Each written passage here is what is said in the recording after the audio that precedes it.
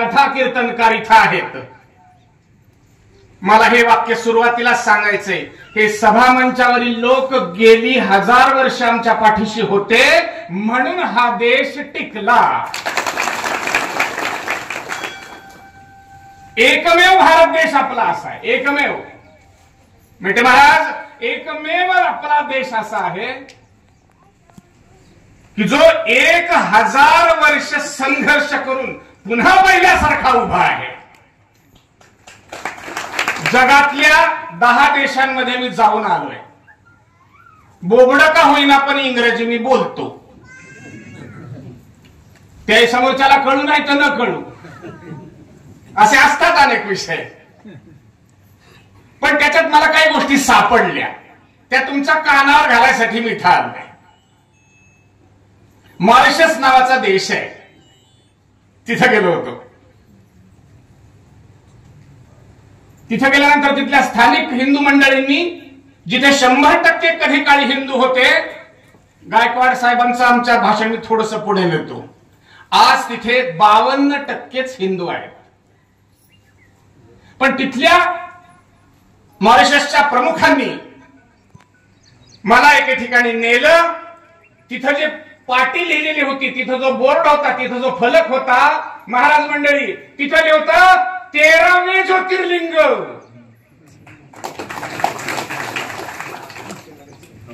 त्याचं दर्शन मी घेऊन आलोय. आणि तिथे शेजारी होता एक तलाव, त्या तलावाचं नाव आहे गंगासागर. माझ्या भारत देशापासून फक्त 5000 किलोमीटर दक्षिणेला आहे, आफ्रिकेच्या कडेला. लक्षात घ्या. दुसऱ्या एका देशाचं नाव सांगणार आहे, तो बरोबर उलट्या दिशेला 5000 किलोमीटर आहे. त्याचं नाव आहे थायलंड. तिथे मी उतरलो विमानातून, तर त्या विमानतळाचं नाव होतं सुवर्णभूमी हवाई अड्डा.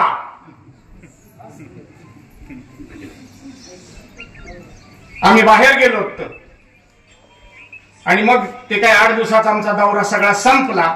परत येताना दुसऱ्या एका फलाटावरून आम्हाला विमानाचं उड्डाण होतं.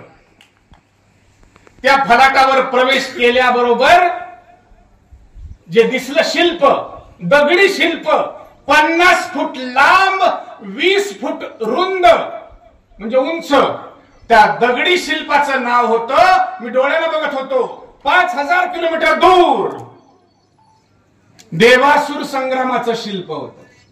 माझ्याकडे फोटो येते. चला आपण जिथं येशू महाराजांनी पहिला टेहा म्हणला तिथं जाऊ. त्या देशाचं नाव आहे इस्रायल. आता सध्या तिथं हमास आणि इस्रायलचा संघर्ष चालू आहे.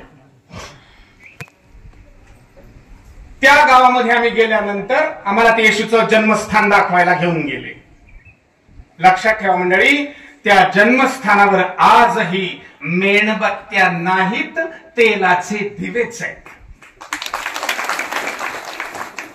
ते सगळं बघता बघता बघता थोडस पुढे आलो आणि एक जातं दिसलं.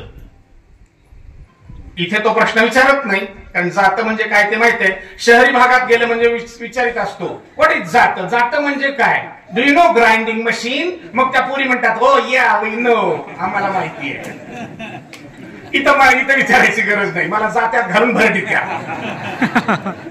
आमची चेष्टा करतो का, मोड द्या म्हणून. मंडळी तिथं मला एक जातं दिसलं. मग त्यांना विचारलं की हे काय आहे. तिथल्या लोकांना म्हटलं बघू त्यांना तरी माहिती का नाही. आणि मग त्यांनाच त्याची मी माहिती दिली. त्यांनी सांगितलं दिस इज फ्रॉम इंडिया. आता इंडिया म्हणत असताना मला पुढे जोडायचं होतं, होय दिस इज फ्रॉम महाराष्ट्र. हे महाराष्ट्रातले.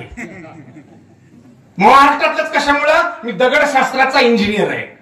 मला माहितीये that rock was Deccan trap basalt. माझ्या गोदावरीच्या पात्रातून निघालेला जो खडक आहे त्याचं ते जाते. लक्षात घ्या. चला आपण आता 100% मुसलमान असलेल्या देशात जाऊ. तो आणखीन वेगळ्या दिशेला आहे. तोही आणखीन 2000 किलोमीटर दिल्लीपासून दूर आहे. त्याचं नाव आहे कझाकिस्तान. 8 दिवस तिथे होतो. त्या देशाच्या परराष्ट्र मंत्र्याच्या घरी आम्हाला 2दा जेवायला बोलावलं. मुसलमानाचे त्याचा माझ्याकडे नाव नंबर पण आहे, आमचा संपर्कही असतो. त्यांच्याकडे जेवायला गेल्यानंतर मी थोडंसं धारिष्ट केलं, वाचाळ आहे मी, म्हणून विचारलं आम्हाला इथं कशाला बोलविलं. तर तिथे आत्ता सगळे मिळून योग शिक्षक आहेत 99 आणि ती होती 15वी बॅच. 16व्या बॅचच्या योग शिक्षक वर्गाचं परीक्षा घ्यायला म्हणून मी तिथे गेलो होतो. सगळे मुसलमान आहेत, त्यांना ओंकाराची वाईट वाटत नाही, त्यांना तुमच्या दुर्गेची पूजा केल्याची वाईट वाटत नाही. माझ्यावर नको तो त्या दिवशी प्रसंग कोसळला, कधी मी त्याचं समर्थनही करत नाही आणि सांगत नाही. मला म्हणाले व्हॉट इज यज्ञ. म्हणलं बोमला, हे माझ्याकडल्या लोकांना माहिती, तुम्हाला काय त्याची उत्सुकता आहे. त्याच्यावर मला 15 मिनिटं माहिती सांगावी लागली. लक्षात घ्या, मी एवढ्यासाठी सांगतोय की मी त्या परराष्ट्र मंत्र्याला, माजी परराष्ट्र मंत्र्याला विचारलं, तुम्ही आम्हाला इथं बोलावलं खरं, अपेक्षा काय आहे. माझा भारत, माझा हिंदुत्व, माझा हिंदू समाज कसा जगभर कधी काळी पसरलेला होता हे सांगायसाठी मी तुमच्या समोर उभा आहे. तिथे त्यांनी विचारलं की तुम्ही इथे आलात असेच लोक येत राहतील ना. म्हणलं हो हो, माझ्या हाताखाली फक्त 20,000 योग शिक्षक आहेत, काळजी करू नका. माणसाच्या टोळ्याच्या टोळ्या तुमच्याकडे पाठवतो, पण तुम्ही त्यांच्याकडनं काय शिकाल. ते मला म्हणाले एक गोष्ट तुमच्याकडची आम्हाला खूप आवडते, तुम्ही झाडपाल्याच्या साह्यानं, ज्याला तुम्ही आयुर्वेद असं नाव दिले, त्याच्या साह्यानं माणसं दुरुस्त करता. तो आयुर्वेद आम्हाला हवा आहे. सगळे मिळून कझाकिस्तान या देशामध्ये फक्त 23 भारतीय, म्हणजे फक्त 23 हिंदू कुटुंब आहेत, बाकी 100% देश मुसलमान आहे आणि तो भारताच्या तिप्पट आहे. लक्षात घ्या. मी एवढ्यासाठी सांगतोय की तो पुढे म्हणाला, परराष्ट्र मंत्री महोदय, की जसं आयुर्वेद हवंय तसं आम्हाला तुमच्याकडून योग शिकायचा आहे. म्हणून आता योग शिक्षक तिथे 100वर काम करतात.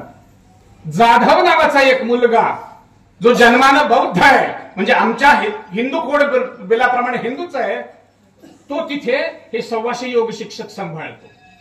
त्यानं कझाकी मुलीशीच लग्न केलं आहे, तिथेच राहतो.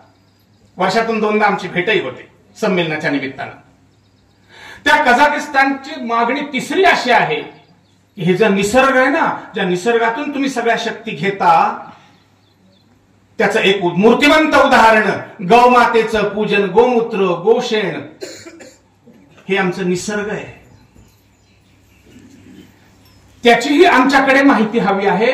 तुमच्याकडच्या बॅचेस पाठवत जा. आम्ही परत आल्यानंतर डॉक्टरांच्या, आयुर्वेदिक तज्ञांच्या बॅचेस तिथे पाठवायला सुरुवात केली. आपल्यापैकी कुणाला जर परदेशात जायचं असेल योग शिकवायला तर नंतर माझा नंबर घेऊन संपर्क करा. मला शेवट करू द्या या मुद्द्याचा. महंत सगळ्या आमच्या साधू संतांच्या चरणावर विनंती आहे, तिथे जे हवं आहे ते आज आपल्याजवळ आहे. पण मी त्याला विचारलं, मग तुमच्याकडे सध्या कोणता धर्म आहे.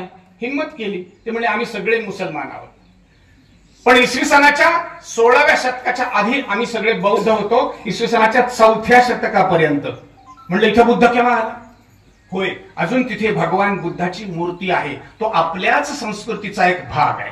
1,500-2,000 वर्षापूर्वी त्यांनी आम्हाला काही विशेष शिक्षण दिलं, म्हणून त्याचंही स्मरण या ठिकाणी आवश्यक आहे.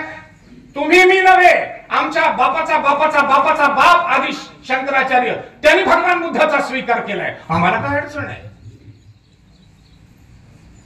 मी त्यांना विचारलं, मग इसवी सनाच्या 4थ्या शतकापूर्वी काय होतं.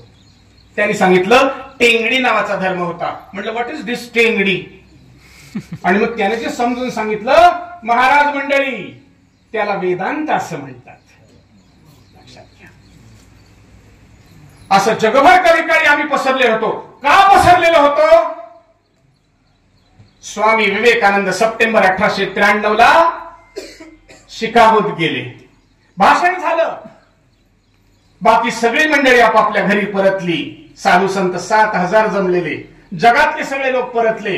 अमेरिकेनं विवेकानंदांना, माझ्या एका संन्यासाला 3 तास नाही, 3 दिवस नाही, 3 वर्ष ठेवून घेतलं. तो त्या माझ्या संन्यासाची कथा सांगायसाठी मी इथं आलोय. त्यांची ज्या घरात सेवा होती जिथे निद्रावस्था होती त्या घरात त्या महिलेनं लिहून ठेवलंय. मी तिथे जाऊन आलोय, त्या घरात जाऊन आलोय. त्या महिलेने लिहून ठेवलंय, सकाळी जेव्हा मी त्यांचं अंथरूण उरकायला गेले त्यावेळेला मला त्यांची उशी ओली दिसली. म्हणून दुसऱ्या दिवशी स्वामीजींना विचारलं, स्वामीजी उशी ओली कशी? ते म्हणाले, मला इथं मी झोपलो, मी अमेरिकेचं सगळं पाहिलं. अमेरिकेत खऱ्या अर्थानं स्वर्ग आहे, जो हिंदू कथा पुराणात रामायण महाभारत वेदांमध्ये स्वर्ग म्हणतात, तो आज तिथे आहे. विवेकानंद म्हणतात, माझ्या देशातल्या गरीब, अज्ञानी, दलित, पिछड्या, अनुसूचित जाती जमातींची मला या ठिकाणी आठवण रात्रभर आली, म्हणून मी रडत होतो.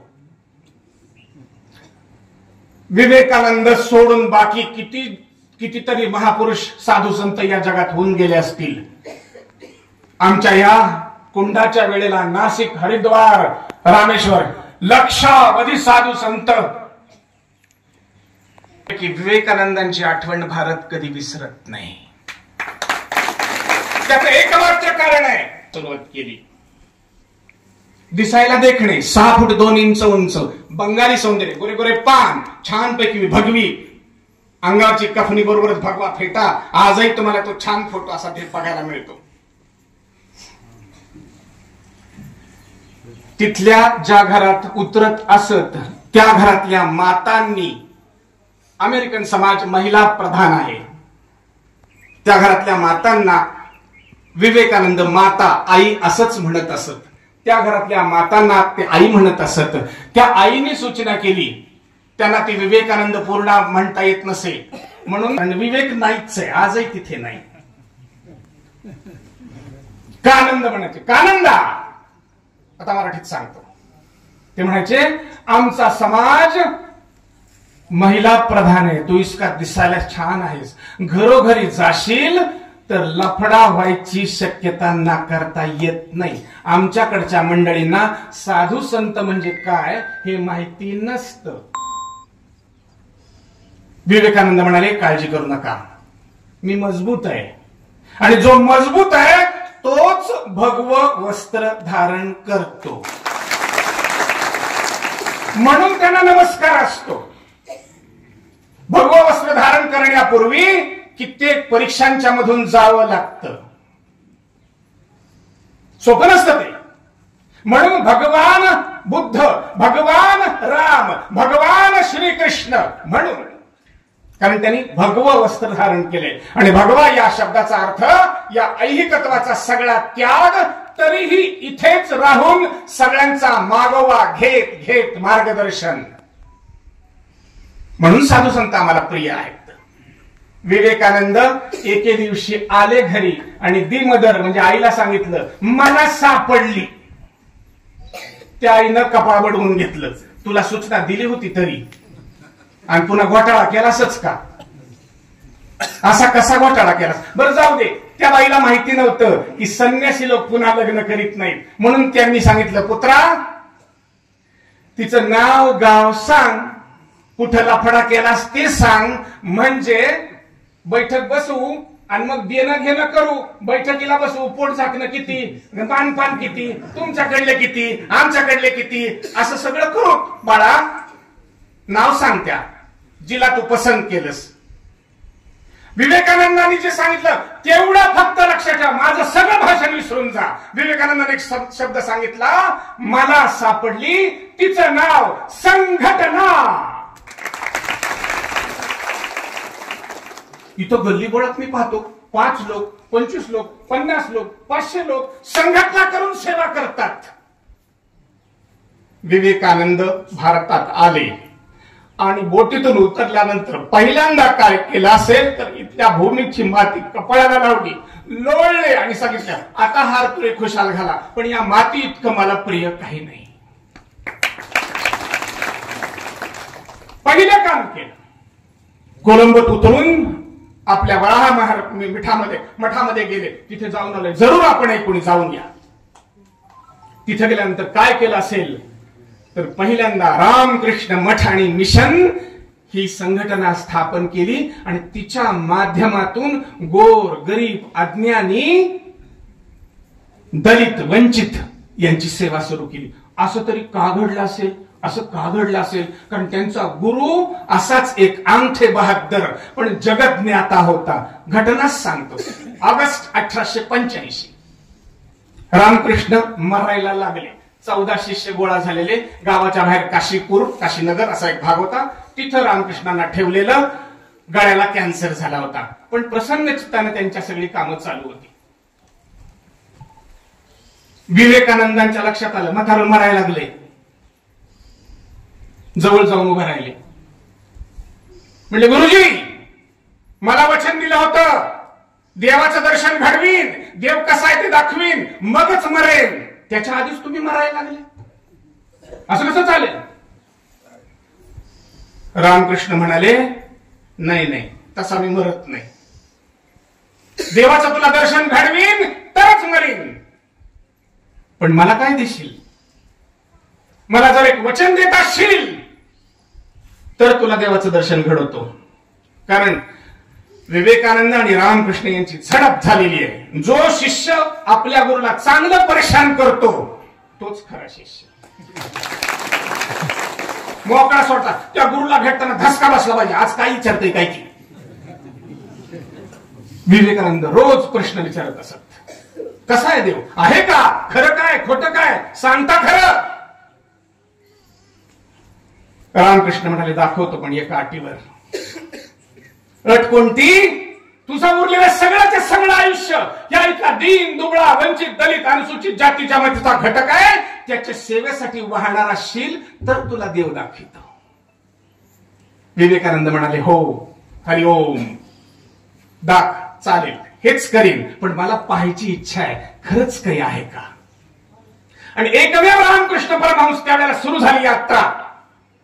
ते म्हणाले आणि दाखवलं, जितका स्पष्टपणाने तुम्हाला दिसतोस ना त्याच्यापेक्षा स्पष्ट स्वरूपात मला देव दिसतो, तसाच तुला दाखवतो. आणि हेच तर, हाच तो सगळा समाज, तो तुझा देव आहे.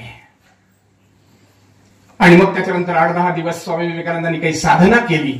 त्या साधनेतून त्यांना साक्षात्कार झाला आणि आयुष्याची उरलेली सगळीच्या सगळी वर्ष स्वामी विवेकानंदांनी भारत मातेची म्हणजेच इथल्या लेकरांची म्हणजेच इथल्या गोरगरीब जनतेची सेवा करण्याकरता घालवली. म्हणून जागोजाग विभागाच्या केंद्रांवर आपल्याला रामकृष्ण मठ आणि मिशन याची स्थापना झालेली दिसेल. ते व्रत आपण जर घेतलं नाही तर केवळ तुमच्या गायी नव्हे, तुमच्याही मानेवर सुरी पडल्याशिवाय राहणार नाही. दुःखाला सांगतो, माझ्या शेजारचा आत्ता पाकिस्तान गेला. बांगलादेशात 400 माणसं माझी मारली गेली आणि काही लाख लोक सीमेवर उभे आहेत. अफगाणिस्तान गांधारीचं माहेर गेलं. इराण कैकईचं माहेर गेलं. पाकिस्तान गुरु नानकाना साहेब आणि हिंगलाज मातेचं मंदिर गेलं, पाडलं, परवा पडलं, मागच्या महिन्यात पडलं. आज रस्ता रोको चालू आहे संभाजीनगरमध्ये, छत्रपती संभाजीनगरमध्ये. माझ्या मुलाला तिथे सोडून मी इकडे आलोय. मलाही तिथे जायचं होतं, पण तुम्हा सगळ्यांचे चरण दर्शन करायचे होते म्हणून मी इकडे आलो. आज रस्ता रोको चालू आहे कारण त्या जटवाड्यामध्ये एका लहान मुलीला त्या मुसलमानानं अडवून ब्लॅकमेल केलं आणि तिनं काल विहिरीत उडी मारून जीव दिला. म्हणून आत्ता चालू आहे. रोज या कथा आम्हाला ऐकायला येतात. कारण एकमेव आम्ही संघटित नाही. आमची भीती कुणाला वाटत नाही. आम्ही संघटित नाही. आम्हा लोकांना नाव काय आहे? आम्हा लोकांना एक नाव आहे. त्या नावात ते नाव आहे हिंदू. हे नाव आहे. होय, या हिंदू समाजामध्ये 7000 जाती आहेत. थोड्या नाही, त्यातल्या 4 ते 5,000 जाती या अनुसूचित जाती, ज्याला पूर्वाश्रमी अस्पृश्य म्हणत आहात, ते आहेत. आमची घोषणा काय ऋग्वेदाची? प्रज्ञानम ब्रह्म, ज्ञान हेच ब्रह्म आहे. यजुर्वेद म्हणतो अहम ब्रह्मास्मी. सामवेद म्हणतो तत्त्वम असि. अथर्ववेद म्हणतो अयमात्मा ब्रह्म, आम्हा सगळ्यांचं आत्मा ब्रह्म आहे. आणि आमच्या घरात, देवघरात समजा या अनुसूचित जाती जमातीचा मनुष्य घुसला तर देव विटाळतो का नाही? विटाळतो. असा कसा देव घेतो बोकडाचा जीव, गाडगे महाराज म्हणतात. हे कसं शक्य आहे? गंमतच सांगतो, नाव सांगणार नाही. धाराशिव जिल्ह्यात होतो, आमच्या विद्यापीठाचं सब सेंटर तिथं आहे, उपकेंद्र. असा बोलता बोलता तिथे एका डॉक्टरची ओळख झाली, मोठे डॉक्टर. गंमत असते मोठी.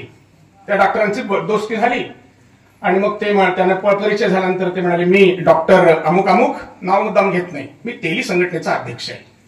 मला कळेच ना डॉक्टर आहे का तेली आहे. तेल काढता काय? नाही. मग डॉक्टर एवढं पुरे आहे ना. मी सोनार आहे का इंजिनियर आहे? मी बामण आहे का वकील आहे? मी मराठा आहे का व्यापारी आहे? काहीतरी एक सांगा ना. आता तर 2-2 जाती सांगायला लागले. आमचे पोट्टे सोट्टे तर 3-3 जाती सांगतील. कधीतरी एकदा ही जात आम्हाला बाजूला ठेवता येईल की नाही? होय, कधी काळी जात म्हणजे व्यवसाय होता. कशी भानगड झाली? इसवी सणाच्या, महाराज मंडळी चुकलं तर दुरुस्त करा, कोणत्याही क्षणी कान पकडतो. इसवी सणाच्या 10व्या-11व्या शतकामध्ये नालंदा विश्वविद्यालय फुटलं, जिथं 10,000 निवासी विद्यार्थी राहत असत. निवासी, पीएचडीचे वेगळेच, बरोबर आचार्यांकडे राहणारे. विद्यापीठ किंवा विश्वविद्यालय म्हणजे तिथे जाऊन चॉईस ऑफ बिझनेस असतो. कोणता धंदा पुढे करायचा त्याचं शिक्षण मला फॉर्म भरून घेता येतं. आजही तसंच आहे. ते फुटलं, अशी सगळी विद्यापीठं नष्ट झाली. आणि मग आमचं पोट कसं भरणार? तर परंपरेनं चालत आलेला जो धंदा आहे तोच मला करावा लागला. तरीही तशा तुटक्या फुटक्या अवस्थेमध्ये आम्ही 1000 वर्ष जगलो. आता आम्ही स्वतंत्र झाल्याबरोबर आमचे आता धंदे बदलले. मग धंदे बदलल्यानंतर जो धंदा बदलला तेच सांगायला पाहिजे ना. पण अजून येळकोट जाईना मूळ मंडळी, मूळ स्वभाव जाईना. म्हणून तू डॉक्टर आहेस का तेलीयस? चला कथाभाग पुढे नेतो. म्हणलं महाराज, आजही आपल्या जिल्ह्यामध्ये अनेक ठिकाणी मंदिरामध्ये अस्पृश्यांना प्रवेश नाही हो. बाबा म्हणाले, असं कसं पांडव, काही पण काय बोलता, आता काय राहिलं पहिल्यासारखं? एकदा आम्हाला जगद्गुरु तुकोबाराय महाराज यांच्या जीवनावर दिवसभराचा अभ्यास वर्ग घ्यायचा होता. म्हणून मग आम्हाला कार्यक्रमाचं उद्घाटनासाठी कोणी साधू संत हवे होते. म्हणून गावातल्या कीर्तनकाराकडे गेलो. ते म्हणाले, मला नका, त्यांना बोलवा. त्यांचं नावही प्रसिद्ध आहे, आता सांगणार नाही. ते डॉक्टर आणि मी असं कारमध्ये बसून चाललो होतो. तर हे दोघंही मला सारखं टोचित होते, तुम्ही झुचून कसा करून काढता, काही भांडणाचं मूळ आता कुठं कसं राहिलंय? मी आपला गप त्यांच्या समोर नाही, पण गपचूप थोबाडे घालून घेतल्या. म्हणलं ठीक आहे, चला तर खरं. मग तिथे गेलो. ते गाव छोटस होतं. गावासह त्यात एक कीर्तनकारांचं ते घर होतं, गृहस्थी होते. समोरच्या बाजूला थोडस मैदान, पण तिथं खळदळ चालू होतं. तिथं काही ढेगारे होते कणसाकिंसाचे. आणि पलीकडच्या बाजूला मारुतीचं मंदिर. त्या मारुतीच्या मंदिराच्या तिथे आम्ही बसलो नाही, आम्ही त्यांच्या घरातच बसलो. गप्पा सुरू झाल्या. गप्पा सुरू झाल्यावर ताबडतोब ह्या डॉक्टरनी, ज्यांनी मला नेलं होतं, ते काय म्हणले, महाराज आपल्या मठ मंदिरामध्ये लोकांना प्रवेश नसतो, मंदिरामध्ये प्रवेश नसतो देवदेवतांच्या.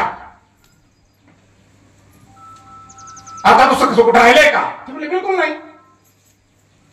आता तोंडावर मी पडलो ना. मग मला माहिती असल्यामुळे, मी मराठवाड्यातलाच असल्यामुळे, मराठवाड्यातल्या घाटावरला असल्यामुळे, मांजरा नदीच्या त्या पात्रातला दगड असल्यामुळे मला माहिती होतं काय ते. मी हळूहळू गोष्ट सांगायला सुरुवात केली. गोष्ट अशी, म्हणलं आमच्या गावाकडे कसं आहे माहितीये का, लांबून लांबून आणलं, इकून तिकून फिरून फिरून खूप कीर्तन ऐकलेत मी. मूळ मुद्द्याला येईपर्यंत खूप रचावं लागतं आणि ते चांगलं असतं, आवश्यक आहे, ते गैर नसतं. पण मूळ मुद्दा ठसवायसाठी रामायण महाभारत लिहावं लागतं. म्हणून इकडून तिकडून फिरत फिरल्यानंतर मी त्यांना म्हणलं, महाराज आमच्या गावाकडे कसं आहे माहितीये का, मारुतीच्या देवळात जायच्या आधी समजा मी तिथं असलो तर गावातले तिथं काही लोक असे उदबत्त्या घेऊन उभे असतात आणि मला काय म्हणते ते, मला असं करा ना, एवढी उदबत्ती तुम्ही मध्ये नेऊन लावा. उदबत्ती लावलेली बघितली की आम्ही इथून दर्शन घेतो तर माघारी जातो. आपल्याकडे कसं आहे? महाराज म्हणले आमच्याकडे बी तसंच आहे.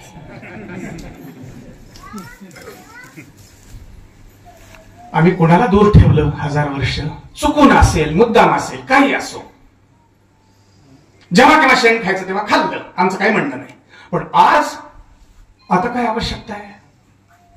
आता दुरुस्त व्हायला काय हरकत आहे? कोण आहेत ही मंडळी तेवढा भाग सांगतो आणि मग थांबतो. नेदरलँड नावाचा देश आहे, तिथे गेलो होतो. एक जागतिक संस्था आहे, त्याच्यावर माझे एक मिलिंद कांबळे नावाचे मित्र आहेत, पुण्यात असतात.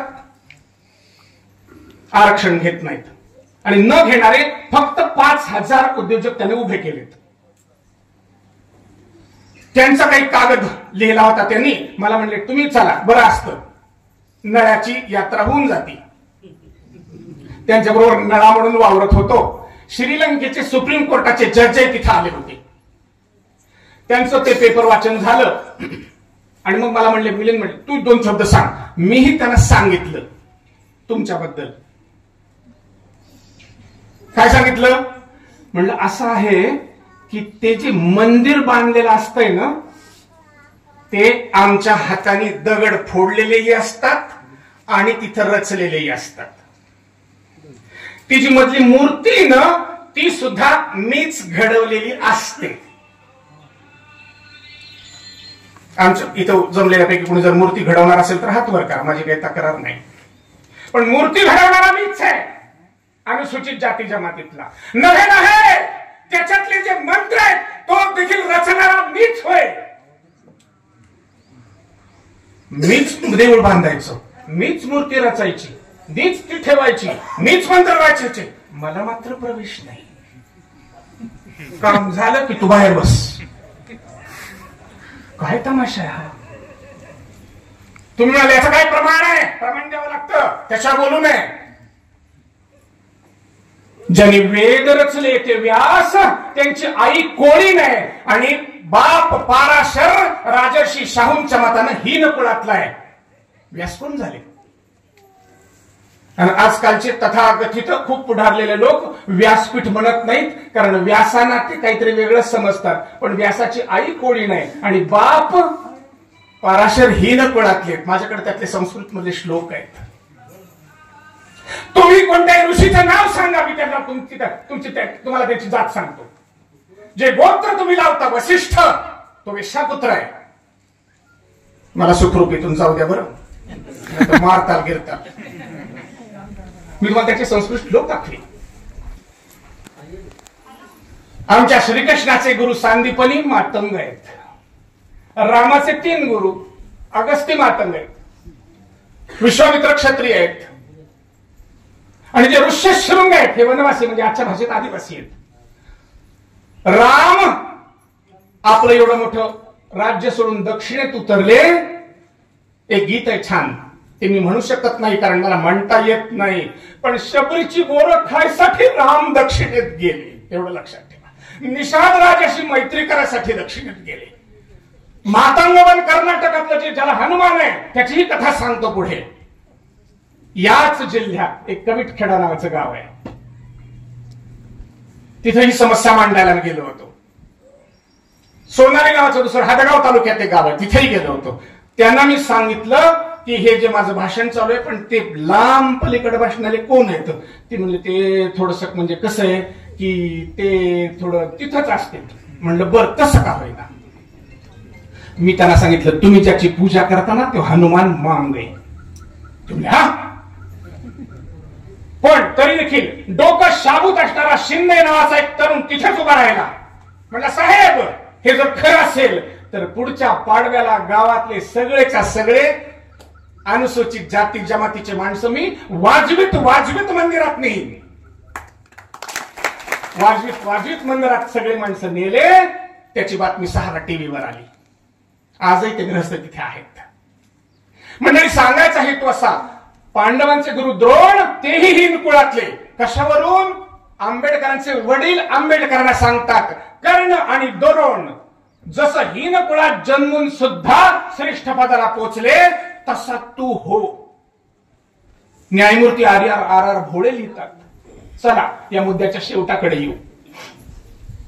गीता सांगितली एका गवळ्यानं, सांगितली एका क्षत्रियाला, लिहिली व्यासानी, आणि तीही सांगितली मैदानात. गीता कोणाची? आपलं नाही होती, दुसऱ्याच कोणाच तरी असते ना. वेद कुणी लोकांना लिहिले, इथपासून ते षडदर्शन शास्त्र, त्याच्यातही एक सगळेच्या सगळे माणसं असा बहुजन समाजातली आहेत. उपनिषदा आंबेडकरांच्या मताने 90% उपनिषद क्षत्रियांनी लिहिली. आज जगात सर्वश्रेष्ठ मानला गेलेला गायत्री मंत्र विश्वामित्राचा. मंडळी, हे सगळं कोणाचं? आम्ही याच्यापासून दूर न जाता कामा नये, दूर जाता कामा नये. हे सगळंच्या सगळं पुन्हा एकदा लढाईचं शस्त्र अस्त्र, अध्यात्माची ज्ञान विज्ञान मुद्रा, हे सगळंच्या सगळं आम्हाला शिकलं पाहिजे, यांच्या सहित शिकलं पाहिजे. माझा मुद्दा होता, हे जे तथाकथित धर्मशास्त्र आहे, ही जर यांनीच लिहिली असतील. अजून एक मला संदर्भ सापडलाय, पण माझा अजून श्लोक त्या वेदातला काढायचा राहिलाय. माझ्याकडे सगळे वेद आहेत, सगळी उपनिषद आहेत, षडदर्शन शास्त्र आहेत. होय होय, गुरु नानकाचा ग्रंथ साहेब आहे, तथागत गौतम बुद्धाची त्रिपिटक आहेत, आगम प्रमाण आहेत महावीराची, सगळं सगळं आहे. त्याचं रोज रोज त्याचं अध्ययन करतो. माझ्या जेव्हा हे लक्षात आलं, हे तिसरंच लफडं निघालं, यातलं माझं तर काहीच नाही. ज्याची त्याला परत केलं पाहिजे, सांगितलं पाहिजे हे तुझं आहे. पण आज तोच समाज चुकून असेल, मुद्दाम असेल, गावकुसा बाहेर असेल, तर सगळ्या साधू संतांच्या चरणावर विनंती करण्यासाठी मी धावलोय, आम्हाला पोटात घ्या. तुम्ही जर घेतलं नाही तर हे लोक घेणार नाहीत. आम्ही तुमचे अनुयायी आहोत. तुम्ही सांगा, प्रत्यक्ष प्रयोग करा, आणि सगळेच्या सगळे तुमच्या मागोमाग आहोत. तरच ती संघटित शक्ती उभी राहील. नाही तर हाच समाज पलीकडे जाऊन तुमच्यावर बंदुका चालवी. हाच समाज. माझी रोज भिडंत होते. मी 24 तास जर झोप नाही आली तर त्या माझ्या मोबाईलवर याच भांडण भांडत असतो. शिवा कांबळे नावाचा एक मुलगा, मी खोलीवर एकटाच राहत असल्यामुळे दुपारच्या वेळेला आला. 5-6 वाजले असतील. म्हणला, मला तुम्हाला काही विचारायचंय. म्हणलं, विचार. पण माझी एक अट आहे, सगळे प्रश्न संपल्याशिवाय उठणार नाही असं वचन देत असशील तर बोलतो, नाही तर गेट आउट. बसला. रात्री 12 पर्यंत चर्चा झाल्या. उठून गेला. जाताना नमस्कार करून गेला. गळा पडला. महिन्याभरानंतर मी त्याची आठवण केली. शिवा, कुठे आहेस? फोन पण नाही. तो म्हणला, हो आज येणारच होतो, आठवण आली होती, पण आज नाही येणार, उद्या येईल. म्हणलं, काय चाललंय? घरी. म्हणला, माझ्या मुलीचा वाढदिवस आहे. मग म्हणलं, किती लोक आलेत? नाही म्हणला, घरच्या घरीच आहे. फोन ठेवला. मी विचार केला, ते घर माझं नाही का? माझं नाही आहे ना. बाहेर पडलो. एक छोटीशी भेट घेतली. घरी गेलो. घरी गेलो की त्यांनी माझ्यासाठी स्पेशल जेवणही आणलं, फोटोग्राफर आणला. कार्यक्रम सगळा उरकला. नंतर मला तो सडकेपर्यंत सोडायला आला. मी त्याला विचारलं, महाराज राग मानू नका, सगळ्या समाजाला आमच्या हे शिकवलं पाहिजे. मोठं कोण? 1500 वर्ष माझ्या वाडवडिलांनी तुला त्रास दिला शिवा, तरी देखील माझ्याकडून तुला काही मिळणार नसताना सुद्धा तू माझ्यासाठी फोटोग्राफर आणलास, जेवण चांगलं दिलंस. मोठं कोण? त्या प्रश्नाचं उत्तर तसंच अद्यावत राहिलं. पण पुढची 10-15 मिनिटं आम्ही दोघांच्या गळ्यात पुळा पडत रडलो. शिवा माझा झाला, मी शिवाचा झालो. असं आम्हाला शिवमय जग करण्यासाठी म्हणून पहल करावी लागेल. भारत माता की जय. कारण ह्या समाजाच्या जीवावर सगळी संस्कृती टिकली, वाढली, मोठी झाली. मंडळी, 5-6 तास सहज उदाहरण सांगू शकेन. देशभर सगळीकडे जाणवतं. ऋष्यशृंग मुनींच्या वनातही मी जाऊन आलोय, कपिल मुनींच्या वनातही मी जाऊन आलोय. शेवटचं उदाहरण सांगतो आणि थांबतो. तुम्ही शांत बसल्याचा हा वाईट परिणाम आहे. मॉरिशसच उदाहरण सांगतो. कापूर भारतात पिकत नाही, कापूर मॉरिशस मधून येतो. ते कापराचं झाड मी तिथं बघितलं. मग ते सगळे झाड पाहिल्यानंतर मी म्हणलं कापूर कसा तयार होतो? ते म्हणजे ही झाडपानं आहेत ना, हे आम्ही खाली आधी उकळतो, त्याच्यानंतर मग ऊर्ध्वपातनाच्या साह्याने त्यातला वाफ निघून गेली, खाली जे पाणी राहतं ते सुकतं, ते एका ट्रेमध्ये ओततो, मी त्याच्या आम्ही घापा करतो, येसर वड्या करतो तसं. त्या वड्या कापराच्या असतात. मग माझ्या लक्षात आलं, मॉरिशस नावाचा एक छोटासा देश, ज्याचा 1 रुपयाबरोबर भारताचे 2 रुपये का होतात? कारण त्या देशातले शिवसागर राम गुलाम नावाचा प्रधानमंत्री कापरासारखा जळतो. कापरासारखं जळणारी माणसं त्या देशात आहेत, म्हणून तो देश मोठा होतो. लक्षात ठेवा.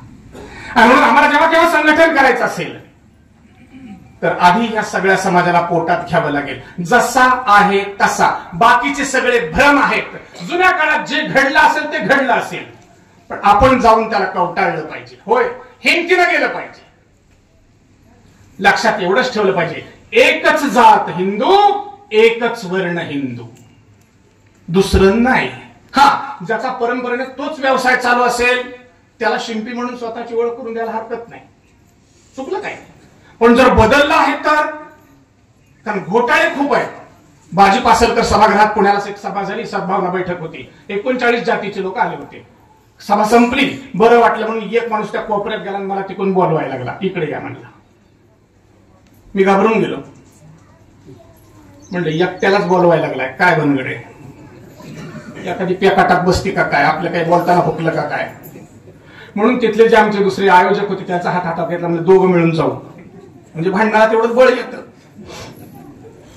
तिथं जवळ गेल्यानंतर तर म्हणलं आमच्या कार्यक्रमाला याल का? म्हणलं तुम्ही कोण? म्हणाला आम्ही शिंपी. म्हणलं काय येणार नाही? येईन की, पण असं वेगळं बोलवायचं काय कारण आहे? इथं झालं की 39 जातीचं संमेलन. नाही म्हणलं आमच्या शिंप्याच्या 40 जाती आहेत.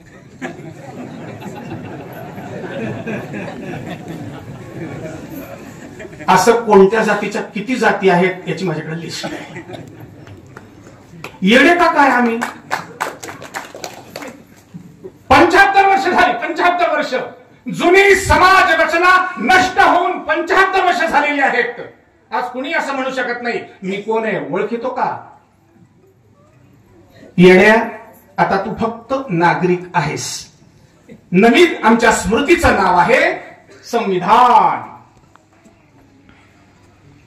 त्याला म्हणायचंच असलं तर भीमस्मृती म्हणा, पण नको ते स्मृती हा शब्द उच्चारला म्हणजे काही लोकांना पोटात ढवळतं, म्हणून न बोललेलं बरं. पण आपण एवढं तर म्हणू शकतो संविधान, त्याच्या प्रमाणात तुमची माझी सगळी रचना आहे. संविधान या विषयावर बोलायला पुन्हा केव्हा तरी जरूर येईल. देशात 10 ठिकाणी संविधान अभ्यास मंडळ आपण चालवतो. मला एवढीच विनंती करायची आहे, आपण सगळे एक आहोत. बिझनेस वेगवेगळे असू शकतात आणि त्यामुळे आपण सगळ्यांनी धाडसाने पुढे पावलं टाकून आपलं हे सगळं बाजूला ठेवून आपण सगळे एक होण्याची आवश्यकता आहे. होय, जर वेळ प्रसंग पडलाच तर आंतरजातीय विवाह सुद्धा करण्याची आवश्यकता आहे.